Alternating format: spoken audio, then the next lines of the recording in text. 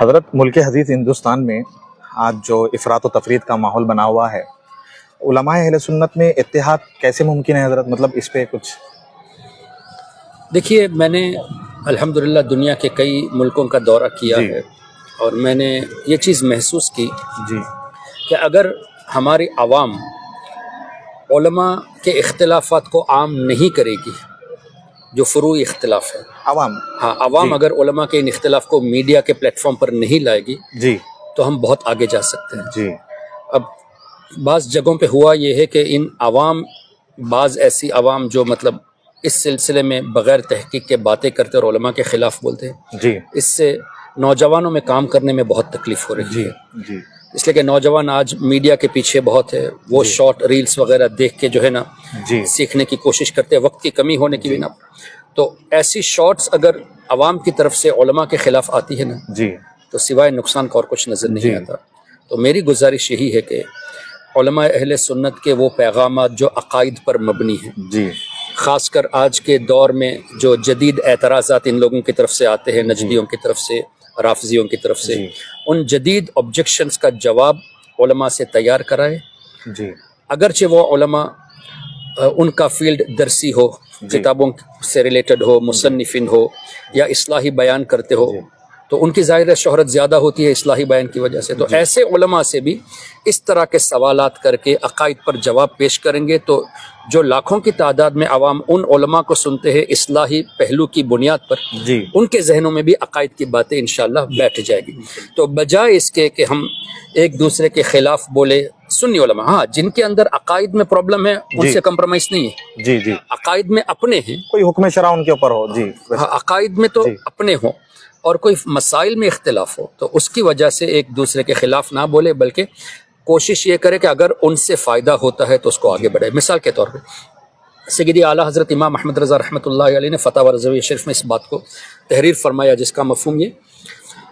کہ فاسقوں کی برائی کب تک نہیں کرو گے،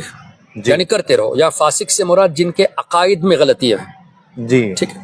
اور رہی بات سنی علماء کی، جن سے عقائد کے حوالے سے عوام کا فائدہ ہو رہا ہے ان کی تحریر اور ان کی تصنیفات سے، ایسے علماء سے اگر بالفرض لغزش ہو جائے، کوئی غلطی ہو جائے، تو اعلیٰ حضرت فرماتے ہیں اخفا، چھپانا واجب ہے۔ سبحان اللہ۔ یعنی کسی ایسے عالم جس سے عقائد پر عوام کو فائدہ ہوتا ہے، ان سے اگر کوئی غلطی ہو گئی جو عقائد پر نہیں، ٹھیک ہے، اس غلطی کو چھپانا واجب ہے۔ اجتہادی خطا سمجھا، یعنی کہ کوئی مان لیتے کہ کوئی انسان کی حیثیت سے کوئی گناہ کر لیا، ٹھیک ہے، شریعت کے خلاف کوئی عمل ہو گیا، تو ان ایسی چیزوں کو عام نہ کرے، اس لیے کہ عام کریں گے تو لوگ ان سے متنفر ہوں گے، اور متنفر ہوں گے تو جو عقائد سے فائدہ ہو رہا ہے عقائد کے تعلق سے اس میں کمی آئے گی۔ تو اعلیٰ حضرت نے کتنی زیادہ احتیاط برتی کہ اگر کسی سے غلطی بھی ہو جائے اور عقائد میں فائدہ ہوتا ہو تو اس کو چھپائیے، عقائد میں نقصان نہ کرے۔ تو ہم اعلیٰ حضرت کی تعلیمات کو اس طرح پھیلائے اور لوگوں کے سامنے عقائد کی باتیں ضرورت کے حساب سے، ایڈوکیٹڈ طبقے کے لیے ان کے حساب سے سوال اور جواب کرے، جو لوگ مطلب زیادہ عقائد کو نہیں جانتے ان کے حساب سے سوال و جوابات کو تیار کرے، اور ایک ہی ٹاپک میں، جیسے مثال کے طور پہ ڈاکٹر ذاکر نائک کو ہم نے وسیلے پر ان کو کاؤنٹر کیا تھا، لیکن آج بھی ان کے چیلے نئی کلپ بناتے رہتے ہیں کہ حافظ احسان سے کہو کہ ہم سے مناظرہ کریں۔ تو ہم اگر ان سے بات تو کرنے میں پرابلم نہیں ہے، بات کرنے جائیں گے تو ان کو، اگر وہ حیدرآباد کا ہے تو دنیا کے لوگ نہیں جانتے، لیکن ہمارے علماء جواب دیں گے تو وہ دنیا میں آٹومیٹکلی مشہور ہو جائے گا، ظاہر سی بات، ٹھیک ہے۔ تو ایسے یہ لوگوں نے کیا ہے کہ نئے چیلوں کو تیار کیا ہے، ایک ہی ٹاپک کو 10 لوگ الگ الگ طریقے سے سوالات کرتے ہیں۔ ہم یہ چاہتے ہیں کہ جو جوابات میرے ہیں یا مولانا فاروق خان رضوی صاحب کے ہیں یا کیا نام ہے ہمارے ثاقب شامی صاحب اور دیگر ہمارے علماء ہیں، جن کے مطلب مفتی کا کیا نام ہے پڑوسی ملک کے سمر عباس صاحب، ایسے شاہ مظفر شاہ صاحب ہیں، ایسے جو علماء جن کے عقائد پر آپ کو جوابات ملتے ہیں نا، یہ مت سوچے کہ حافظ احسان کر رہا ہے، مفتی سمر عباس کر رہے ہیں، فاروق خان رضوی صاحب کر رہے ہیں تو وہ کافی ہے، نہیں، اور بھی لوگ علماء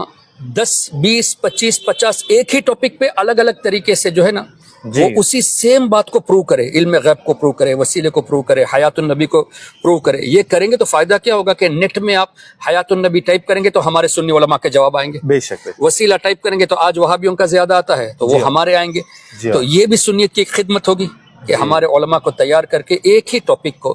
50 لوگ بولے،